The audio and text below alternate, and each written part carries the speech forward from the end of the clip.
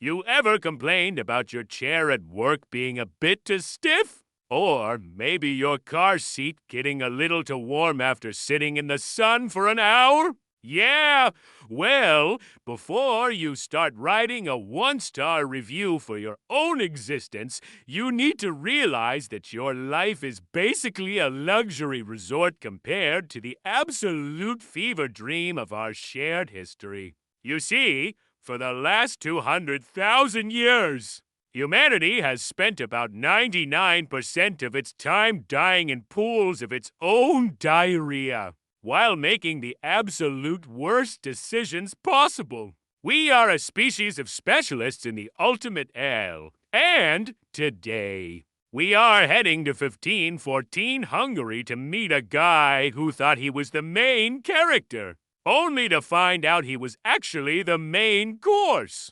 Imagine the smell of a summer barbecue. Now, add the scent of screaming, political betrayal, and a literal iron throne that makes the one from HBO look like a beanbag chair. We are diving into a story so disturbing it makes your worst Monday look like a spa day. If you're already glad you don't live in a time where a roast involved actual fire and your own internal organs, go ahead and hit that like button and subscribe to the Raw Archive. We're here to unmask the disgusting, the insane, and the downright unbelievable parts of history they refuse to teach you in school. Reason number one for why this was the worst way to go starts with a classic no reverse card. Our guy Gyorgy Dozsa was a war hero, a decorated soldier who had spent his life fighting the Ottoman Empire. He had that absolute Chad energy. So, when the Pope calls for a new crusade to fight the Turks, Gyorgy is the obvious choice to lead the peasant army. He stands there in front of 40,000 hungry, angry farmers and tells them they are going on a holy mission. The peasants are fired up, thinking they're finally going to get that divine W. But then they look at their neighbors, the wealthy landlords who have been treating them like disposable NPCs for generations. They realize that the Ottomans are hundreds of miles away, but the guys who keep stealing their grain and treating them like dirt are right next door. This is where the massive bait and switch happens. Gyorgy and his army of holy hobos decide that instead of marching to the border, they're going to start a revolution at home. They start burning down castles, slaughtering nobles, and generally causing a nightmare fuel situation for the Hungarian elite. Gyorgy is feeling himself. He's the peasant king now. He's winning. But if history has taught us anything, it's that success often breeds a special kind of jealousy in people who actually have money. These landlords were absolute sharks, and they didn't appreciate their property, suddenly thinking they had rights. Reason number two is a total skill issue on the part of the peasants. You see, while Gyorgy was good at leading a mob, he wasn't exactly prepared for a professional military response. These peasants were fighting with pitchforks and stolen axes, while the nobles had actual armor and trained knights. Enter John Zapalia. John was a powerful Hungarian noble who decided that this peasant king thing had gone on long enough. He didn't just want to win, he wanted to send a message that would echo for centuries. He crushed Dozsa's forces in a decisive battle at Temsver, and Gyorgy found himself captured. Now, usually, when you capture a rebel leader, you just chop off his head and call it a day. Simple, effective, and it saves on the budget. But Zapalia was not in a forgiving mood. He wanted a performance. By the way, if you think my job of telling you these horrific stories is bad, Just remember the kids in the Renaissance who had to be whipping boys, literally taking a beating because some prince couldn't do his Latin homework. Compared to being a human rotisserie, a desk job is basically a vacation. Stay raw, stay unfiltered, and let's get back to the roast. Reason number 3 is the engineering of the throne itself. Sapolya has his blacksmiths construct a custom throne made of iron. But they aren't going for comfort here. They place it over a massive fire and wait until the metal is glowing a faint, eerie green, just like the necrotic jawbones of those matchstick girls we talked about before. Gyorgy is stripped and forced to sit on it. Imagine the sound of that first contact. That isn't the sound of a hero, that's the sound of a medieval barbecue. The metal sears directly into his skin, merging his flesh with the iron. He is literally becoming part of the furniture. Let's have a quick skit to imagine the dialogue here. How's the seat, Your Majesty? Sapolya asks with a cynical smirk. Gyorgy, teeth gritted, eyes bulging out like a buccaneer's victim, manages to wheeze out a bit. Cozy John! Oh, don't worry, Sapolya replies. The accessories are coming. He signals his men, who bring out a red-hot iron crown. They don't just place it on his head, they sear it into his skull. Then, they hand him a heated scepter to hold. This wasn't just an execution, it was a medieval roast in the most literal sense possible. Gyorgy is sitting there, cooking on his new throne, while Sapolya mocks his brief kingship. It is an absolute nightmare-fuel scenario that proves humanity has always been a little too creative when it comes to hurting each other. Reason number 4 is where the ratio really kicks in.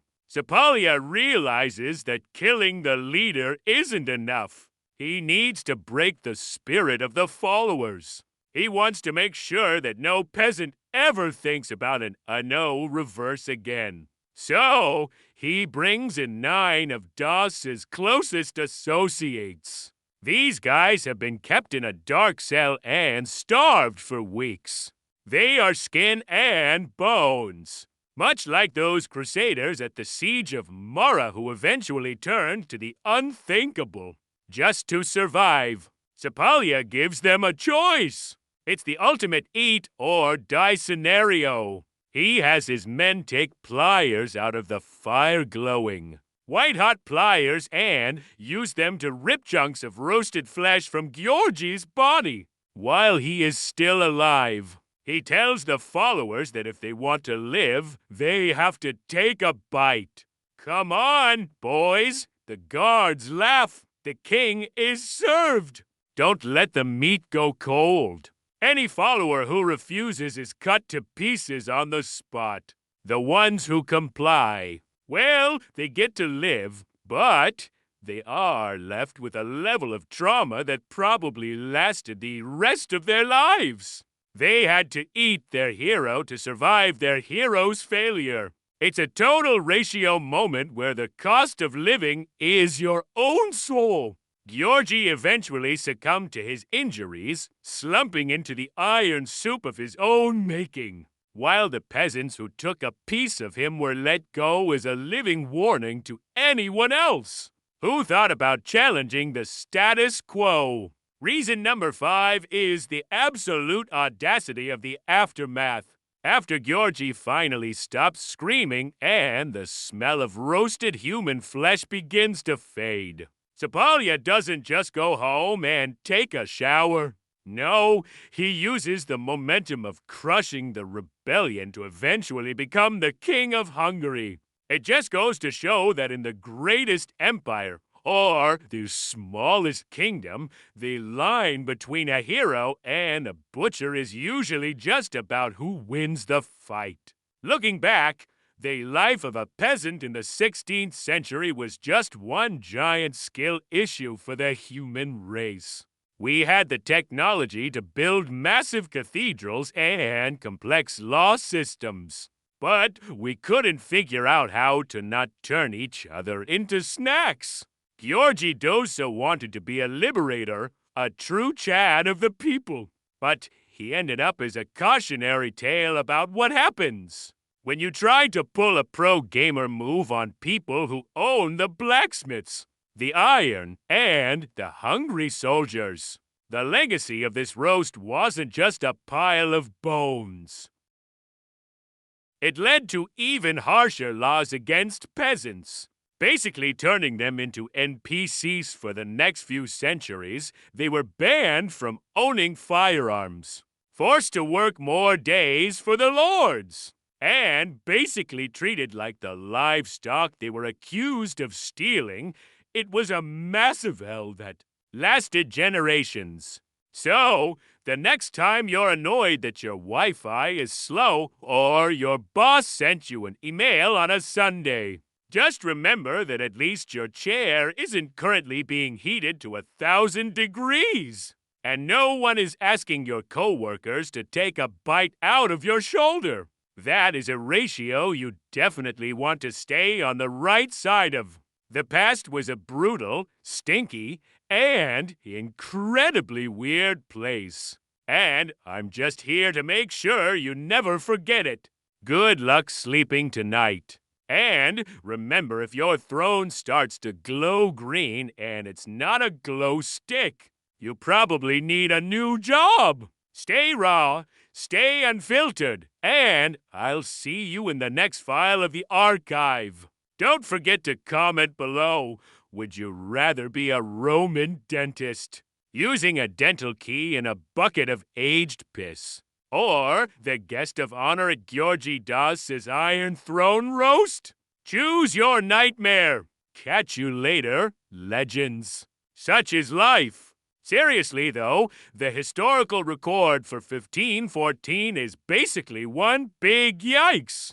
While Gyorgy was getting roasted, the rest of the world was busy finding new ways to be terrible. You had explorers opening portals to hell in the Americas, and doctors in Europe still convinced that tasting earwax was the peak of diagnostic science.